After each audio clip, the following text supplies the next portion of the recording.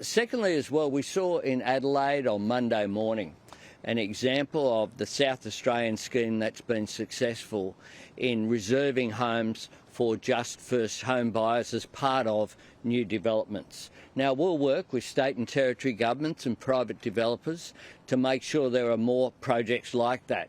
In Adelaide there was 110 townhouses being built, 40 of which reserved for first home buyers. Successful scheme. We want to extend it nationally as well. Importantly, what that is doing is on sites like that and other sites around Australia where the government, state governments have lands that might have changed in its use. Close to my home, there's difference that the old Everleigh workshops have made in Sydney and right throughout our cities in particular.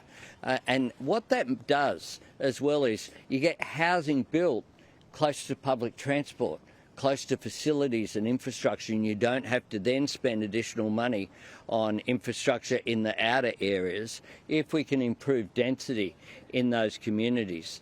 And that will be, I think, a big difference between our plans and the plans of the coalition.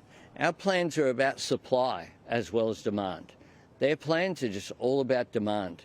They indeed will decrease supply because they're going to get rid of the Housing Australia Future Fund, because they don't have any measures. They opposed our build to rent scheme that the Treasurer here might like to talk about as well.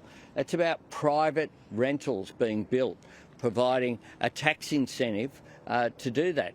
They've been against all of it, all of the supply side measures that we've put in place. If you're not dealing with supply, if you're not building a single home, then you are just pushing up prices.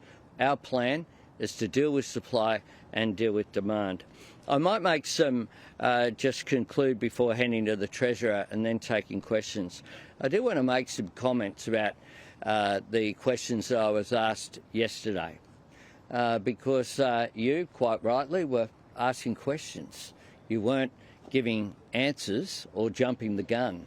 What we saw from Peter Dutton yesterday was an extraordinary overreach. He verbaled the President of Indonesia. He said very clearly, did the Prime Minister know about this before it was publicly announced by the President of Indonesia?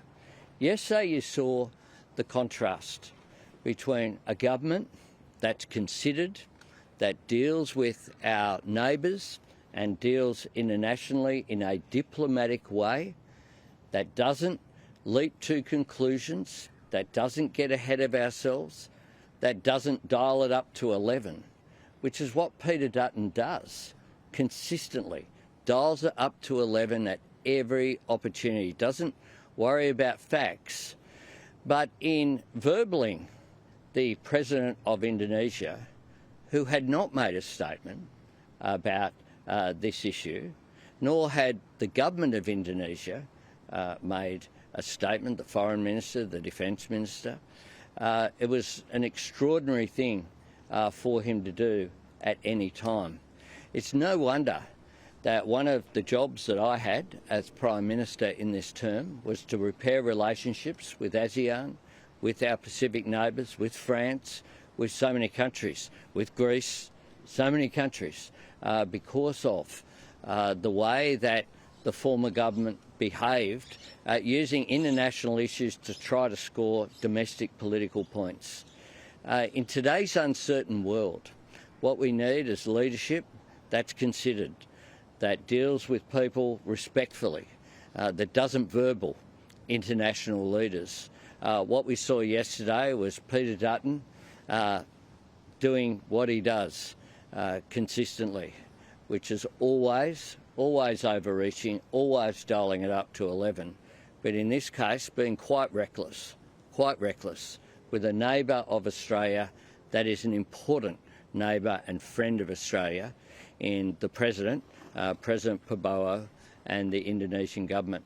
I'll go to Jim and then we'll have to take questions.